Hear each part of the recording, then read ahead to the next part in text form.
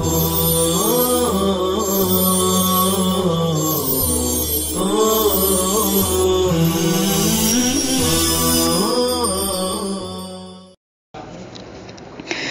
اللہ الرحمن الرحیم۔ طلباء کا تناؤ پر قابو، عظیم کامیابیوں کا سرچشمہ۔ خوف، تناؤ اور اضطراب کا کسی بھی شخصیت کی تعمیر و تخریب میں نمایاں حصہ ہوتا ہے۔ طلباء خوف، تناؤ اور اضطراب کے مابین پائے جانے والے فرق کا علم حاصل کرتے ہوئے خوف، تناؤ اور اضطراب کے انسداد اور تدارک کے لیے بہتر اقدامات کو یقینی بنا سکتے ہیں۔ خوف، تناؤ اور اضطراب کے مابین فرق کو ایک مثال سے بہتر طور پر سمجھا جا سکتا ہے۔ کسی شخص کا انجانے میں جب ایک سانپ یا کسی خطرناک شے پر پیر پڑ جائے تو وہ چونک جاتا ہے۔ اس طرح کا واقعہ کسی بھی انسان میں ڈر پیدا کرنے کا موجب بن سکتا ہے۔ انسان کے ڈر جانے کی اسی کیفیت کو خوف کہا جاتا ہے۔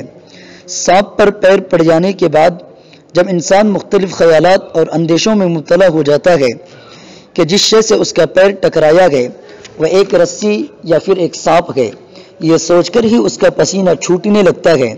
خدشات کے پیش نظر آدمی کو متفکر اور پریشانی اور الجھن میں مبتلا کر دینے والی کیفیت کو ہی تناؤ سے معنون کیا گیا ہے۔ اگر کوئی انسان دن رات اسی خوف کے زیر اثر زندگی بسر کرے کہ ایک سانپ اس کے کمرے میں گھس گیا ہے، تب اس کیفیت کو اضطراب کہا جاتا ہے۔ ہتھیلیوں کا مسلنا، انگلیوں کو دبانا اور موڑنا، متواتر چہرے کو دستی یا رومال سے پوچھنا اضطراب کی علامتیں سمجھی جاتی ہیں۔ خوف صرف ایک حد تک ہی انسان کے لیے فائدہ مند ہوتا ہے۔ خوف کی وجہ سے انسان اپنے مقاصد کے حصول میں سرگرداں اور مصروف عمل رہتا ہے۔ طلباء کی ایک کثیر تعداد امتحان کے نام پر لرزاں و پریشان رہتی ہے۔ امتحان کے نام سے ہی ان کے ہاتھوں اور پیروں میں کپ کپی طاری ہو جاتی ہے۔ طلباء میں تناؤ کی یہ کیفیت ان کی صلاحیتوں کے بہتر مظاہرے میں مانع ہوتی ہے۔ جیسے جیسے امتحانات قریب آتے جاتے ہیں، طلباء تناؤ اضطراب کے 5 تباہ کن مرحلوں سے گزرنے لگتے ہیں۔ نمبر 1، عموماً طلباء امتحان سے 2-3 ماہ قبل تناؤ اضطراب کا شکار ہو جاتے ہیں۔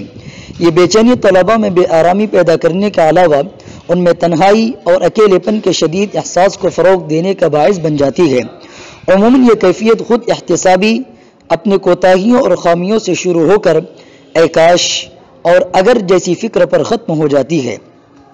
نمبر 2، صبح شام امتحان کا احساس اور یاد دہانی کی وجہ سے بھی طلباء دباؤ کی کیفیت میں رہتے ہیں۔ امتحان سے پہلے طلباء ایک انجانے دباؤ کا شکار رہتے ہیں۔ ایسے میں کوئی شخص ان کو لگاتار امتحانات کے قریب آ جانے کا بار بار احساس دلاتا ہے، تب وہ ایک ناگفتہ بھی تناؤ کا شکار ہو جاتے ہیں۔ نمبر 3، امتحان سے ایک ہفتہ پہلے طلباء کا تناؤ اضطراب میں تبدیل ہونے لگتا ہے اور یہی انجانے خدشات و تفکرات کا منبع ثابت ہوتا ہے۔ اس دوران طلباء کسی بھی وجہ سے ذہنی اذیت کا شکار ہو جاتے ہیں۔ اضطراب کی وجہ سے طلباء بے خوابی اور ڈپریشن کا ہدف بن جاتے ہیں۔ یہ طلباء میں بے جا اندیشوں، غیر ضروری و پریشان کن تفکرات اور خوف و اضطراب کی پیدائش کا زمانہ ہوتا ہے۔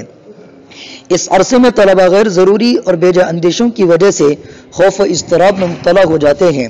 امتحان سے قبل طلباء میں گردن کے درد، جلدی مسائل جیسے دھات، دھبے اور خارش کی شکایات بھی عام طور پر پائی جاتی ہے۔ نمبر 4، امتحان سے ایک دن پہلے طلباء بہت زیادہ پریشان اور الجھے ہوئے دکھائی دیتے ہیں۔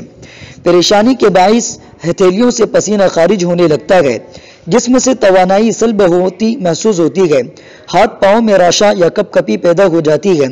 طلباء میں شگفتگی، تازگی، زندہ دلی، خوش مزاجی اور مسکراہٹ کا فقدان پایا جاتا ہے۔ اکثر و بیشتر طلباء اکتاہٹ کا شکار ہو جاتے ہیں۔ نمبر 5، امتحان گاہ یعنی امتحان حال پہنچ کر جیسے ہی سوالات کا پرچہ تھامتے ہیں، تناؤ اور دباؤ نقطۂ عروج کو پہنچ جاتا ہے۔ تناؤ کی وجہ سے طلباء کی یادداشت ان کا ساتھ چھوڑ دیتی ہے۔ طلباء کے غور و خوض اور فکر کرنے کی صلاحیت سلب ہو جاتی ہے، ذہن الجھا ہوا رہتا ہے اور قوت فکر ساتھ چھوڑ دیتی ہے۔ امتحان کے دوران طلباء کی مایوسی اپنی انتہا کو چھونے لگتی ہے۔ امتحان کے وقت ان کا دل تیزی سے دھڑکتا اور سانس بھی تیز چلتی ہے، جس کی وجہ سے ان کی خود اعتمادی بھی مفقود ہو جاتی ہے۔ بعض طلباء میں اضطراب اور بے چینی کی یہ کیفیت امتحان کے بعد بھی دیکھی جا سکتی ہے۔ زندگی کی وسعتیں اور رونقیں ہمت، اعتماد اور جرأت کی بنا پر پھیلتی اور سکڑتی رہتی ہے۔ اسی لیے زندگی کے متعلق کسی شاعر نے کیا ہی خوب کہا ہے، زندگی زندہ دلی کا نام ہے، مردہ دل کیا خاک جیا کرتے ہیں۔ خوف زندگی کا ایک جزو لا ینفک ہے۔ خوف تناؤ اور احساس مایوسی یا محرومی جسے ہم غم سے بھی تعبیر کرتے ہیں، یہی وہ تین عناصر ہیں جس کے بل پر انسان جری اور بہادر بنتا ہے۔ اس میں صبر و شکر کی کیفیت پیدا ہوتی ہے۔ قرآن کریم انسان کو جہاں اللہ تعالیٰ کے دردناک عذاب سے ڈراتا ہے، وہیں جنت کی بے شمار نعمتوں کا مزدع جافزہ بھی سناتے ہیں۔ انسان کو مایوسی اور حرمہ نصیبی کے احساس سے بچاتا رہتا ہے۔ طلبہ خوف کی حالت میں بھی امید کا دامن ہاتھ سے نہ چھوڑیں۔ جب کبھی طلبہ خوف، تناؤ یا مایوسی سے دوچار ہوں، اللہ رب العزت سے مدد اور نصرت کی دعا مانگے۔ اگر دنیا میں صرف خوشیوں اور خوشگواریوں کا چلن ہی ہوتا، تب دانشوروں کا پایا جانا یقیناً محال تھا۔